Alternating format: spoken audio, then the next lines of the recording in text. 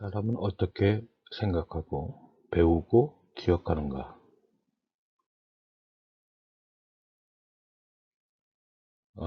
이것은 하버드 대학의 그 최고의 뇌과학 강의입니다. 당신이 수백 번 말해도 통하지 않는 건 그들이 뇌를 모르기 때문입니다. 수백 번 말해도 통하지 않는 건 뇌를 모르기 때문이죠. 커뮤니케이션은 대화가 아니라 과학입니다. 뇌과학이죠. 자, 한 가지에 집중하라. 그리고 듣기와 읽기 사이를 이해하라. 듣고 있는 목소리를 이해하려고 노력하는 동시에 읽고 있는 것을 이해하기란 불가능하죠. 우리는 대체로 가능한 많은 정보를 수집하려고 했습니다. 그래서 주어진 시간 내에 많은 것을 받아들이기 위해 여러 가지를 동시에 수행하려고 합니다. 멀티플레이어가 그렇죠. 능력 있는 사람으로 간주되기도 합니다. 하지만 이는 착각입니다. 우리의 뇌는 두 가지 이상의 정보 흐름을 동시에 받아들이는데 엄청난 어려움을 겪게 됩니다. 사람들에겐 내 뜻과 생각을 정확하고 완전하게 전달하고 싶다면 그들을 한 가지에 집중시킬 줄 알아야 합니다. 사람들에게 내가 가진 메시지를 각인시키고 싶다면 그들을 한 가지에 집중시킬 줄 알아야 합니다. 자, 두 가지를 결합하라. 시각과 청각 사이. 우리는 이미 절반쯤 알고 있을 때 비로소 들을 수 있고 이해할 수 있습니다. 우리가 머릿속에서 떠올리는 이미지들이 우리가 듣는 단어, 즉 그 단어를 해석하고 이해하는 방법에 강력한 영향을 끼친다는 사실을 명심하라.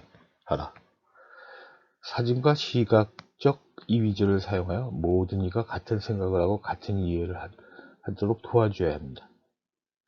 청각은 혼자서 제 역할을 다합니다. 시각 또한 혼자서 제 역할을 다하죠. 하지만 청각과 시각이 함께하면 그 역할은 그 한계를 뛰어넘어 각각의 역할을 통해 얻어지는 가치보다 훨씬 더 큰 가치를 얻게 됩니다. 자, 세 번째, 일관성을 유지하면서 예측을 깨라 이거죠. 공간과 기억 사이, 즉 공간의 배치는 예측 가능성과 의미 있는 결합을 이루어야 한다는 사실을 알게 되었으니 아마도 당신은 어디에서나 이 결합의 이해를 목격하게 될 것입니다. 길거리 신호등은 대부분 같은 높이에 설치되어 있어요. 뉴스 진행자들은 매 방송마다 항상 작은 화면을 같은 어깨 위에 성취한다는 점은 어떤가요? 스포츠 방송은 경기 내내 항상 익숙한 위치에 스코어보드와 타이머를 세팅하지 않던가요? 이것이 곧 행동에서 나타나는 맥락적 단서다 이거죠. 정보가 발생할 가능성이 높은 공간을 정확히 예측할 수 있을 때 우리는 그 정보를 해석하는데 시간과 에너지를 덜 소비하게 됩니다. 우리는 어떻게 배우는가? 맥락과 상태 사이. 환경에도 단순히 물리적 기능만을 포함하는 게 아니라 냄새, 소리, 질감 등도 환경의 감각적 측면을 형성해 우리가 만들어내는 각각의 기억을 뇌에 암호화됩니다. 한 장소 또는 특정한 환경에서만 공부와 훈련과 연습을 한다면 우리의 학습은 그 특정한 위치나 상황에 밀접하게 연관됩니다. 따라서 같은 맥락에서 좋은 성과를 기대할 수는 있지만 그 밖의 다른 공간에서 미흡한 성과를 기록할 수도 있습니다. 다양한 장소나 환경에서 공부와 훈련과 연습을 한다면 학습은 특정한 장소와 상황에서 서로 분리됩니다. 그러면 우리는 다양한 상황과 조건 그리고 새로운 맥락 속에서 좋은 성과를 내게 될 것입니다. 일을 잘하는 데를 찾아야 됩니다. 슈퍼태스커의 비밀인데 우리 인간은 멀티태스킹을 할 수 없습니다. 다중작업은 학습력과 기억력을 향상시키죠. 우리는 한 번에 하나의 규칙을 고수할 수 있습니다. 이 규칙 집합이 우리의 집중력 필터가 입장을 허용한 지식과 정보를 규정하게 됩니다. 우리는 멀티태스크가 아닙니다. 빠르게 작업 사이를 왔다 갔다 전환할 뿐이죠. 작업 전환에는 시간이 걸리고 정확도도 떨어지게 됩니다. 기억을 무의식의 네트워크에 밀어넣는다는 거죠. 절대 멀티태스킹의 여지를 주지 말아라. 거죠. 첫 번째, 청크를 만들고 인터리빙하라. 연습 중 인터리빙 테크닉을 사용하여 성과와 기술 이전을 향상시킬 수 있습니다. 하나의 행동을 실행하려면 그 행동을 구성하는 기술 틀에 접근하고 순서를 정해야 합니다. 시간을 들여 연습하면 구성 기술 틀이 서로 합쳐져 하나의 청크가 될 수 있습니다. 인터리뷰는 청크를 서로 섞거나 매치하는데 실수가 없도록 해주며 향후 접근을 쉽게 만드는 훈련 기법이 됩니다. 배우는 것이 먼저입니다. 인터리뷰는 배우는 것이 점점 숙련되었을 때 가장 효과적입니다. 다음, 일곱 번째는 최고의 오답 노트는 어떻게 만들어지는 것입니다. 오류와 예측 사이에 문제가 되겠죠. 오류를 수용하면 학습과 기억력, 예측이 향상됩니다. 우리는 심성 모형을 만들고 이를 세상에 어떻게 돌아가는지에 대한 예측을 형성하는 데 사용됩니다. 오류 정보는 심성 모형과 현실 세계의 불일치를 나타냅니다. 그리고 오류는 수용할 수도 있고 회피할 수도 있습니다. 오류 분석 프로세스에서 인식과 번주화, 정정, 자율성이 포함되게 됩니다. 오해, 즉 잘못된 인식을 잘 활용해 학습을 촉진해야 합니다. 당신이 일하고 있는 분야의 오류 노트, 오류의 범주화 작업인데 오류 노트를 만들어 지속 업그레이드 해야 합니다. 피드백은 오류 정보를 효과적으로 작동시키기 때문입니다. 자, 머릿속의 지휘자가 결정한다. 리뷰와 인식, 회상, 이것이 서로 맞물리게 되죠. 우리는 우리가 기억하는 것을 생각하지 않습니다. 우리가 생각하는 것을 기억하게 됩니다. 회상은 더 강하고 더 깊고 더 쉽게 접근할 수 있는 기억들로 이루어집니다. 기억의 횟수가 더 많이 이루어질수록 더 기억에 남게 되는 거죠. 기억은 리뷰, 인식, 회상을 통해 회수됩니다. 리뷰는 얕은 기억으로 이어지고 인식은 순간적으로 떠오르는 기억을 이끌어주게 되고 회상은 깊은 기억으로 이어지게 됩니다. 회상은 연상 네트워크를 촉진하게 되는데 관련된 아이디어나 개념 등과 서로 연결되게 됩니다. 자, 양날의 검입니다. 즉 점화 효과를 두자 이거죠. 개념과 기대와 전략 사이에 사람들의 학습에 영향을 미칠 수 있는 사실, 기대, 전략을 사전에 활성화시켜서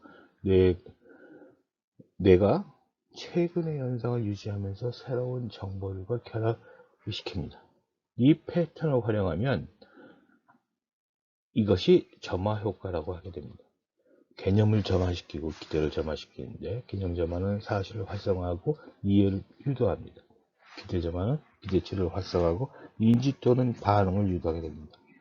전략 점화는 절차를 활성화하고 실행을 유도하고 만약 그것이 나타난다면 계획을 사용해 미래에 발생할 부정적인 효과를 미연에 방지하여야 합니다. 자, 이야기로 랜드마크를 만들어라. 이야기를 활용해 이해력과 기억력과 사고력을 향상시킵니다. 기억의 랜드마크를 중심으로 해서 연상 네트워크를 구축하고 이야기는 다음에 세 가지 이유에서 이상적인 기억의 랜드마크를 만들게 되는데 이야기는 뇌가 자연스럽게 생각하는 방식을 모방하고 이야기는 효과적인 정신적, 정서적 시뮬레이션을 주도하게 됩니다. 이야기는 옥시토신을 분비시켜 화자와 청자 사이에 유대감을 이끌어냅니다. 이야기로 문을 열어야 합니다. 이야기의 3대 요소는 물리적 추천력과 심리적 추천력 그리고 청중이 있습니다. 가장 인기 있는 줄거리는 안정성과 불안정성 사이에 존재하게 됩니다. 자, 스토리텔러의 감정과 청자의 감정을 연결하게 된다는 것입니다. 자, 스트레스가 어떻게 뇌를 돕게 되죠? 그건 감정과 느낌 사이에 뇌를 활성화시켜주고 돕게 됩니다. 적당한 스트레스는 기억과 학습의 촉진력을 불어넣습니다. 전혀 스트레스가 없는 상태에서는 오히려 해가 되죠. 감정은 신체와 관련된 물리적인 감각입니다. 느낌은 이러한 신체적 감각의 심리적 해석일 뿐입니다. 스트레스는 감정이 아니라 느낌입니다. 적당한 스트레스를 받는 사이에 해만 내에 기억력을 강화하는 아크 단백질과 FGF2가 새로운 뉴런을 만들어내서 학습 효과를 활성화시키죠. 높은 스트레스를 받는 사이 코티솔이 뉴런을 죽이고 해마는 말라갑니다. 스트레스가 아예 없을 경우 뉴런은 자연스럽게 감소하고 해마는 말라가죠. 신체와 정신적 스트레스 해소법을 잘 활용해야 합니다. 분산하라이죠. 연습과 망각 사이에. 연습을 분산할 경우 기억력이 강화되고 학습 효과가 빨라집니다. 사람들은 새로운 정보를 빠르게 잊어버립니다. 망각의 옥사는 연습 세션과 간격을 두고 여러 차례 늘림으로써 급격히 속도가 늘어지게 됩니다. 이를 분산 연습의 효과라고 하는데, 지속적인 분산을 위해서 연습 세션의 간격을 더 멀리 떨어뜨릴수록 기억력은 강화되고 더 오랫동안 유지됩니다. 분산하라. 벼락치기는 망각 곡선을 가장 빠르게 만나게 됩니다. 텔레비전 프로그램이나 온라인 수업을 몰아보는 것 또한 벼락치기입니다. 학습보다 학습의 분산을 적극적으로 활용하라. 마지막을 위해 복습을 아끼지 말아야 한다는 것이죠. 완벽해지려고 하지 마십시오. 완벽함은 필요하지 않습니다. 그저 반복적인 연습을 시작해도 될 만큼 아는 것만으로 충분합니다. 게다가 우리 아직 완성하지 못한 연습을 분산하는 것은 실제로 숙련의 속도를 높일 수 있게 됩니다. 그 사람이 가장 잘 배우고 집중하는 방식으로 당신의 서툴력과 영향력을 전달하라.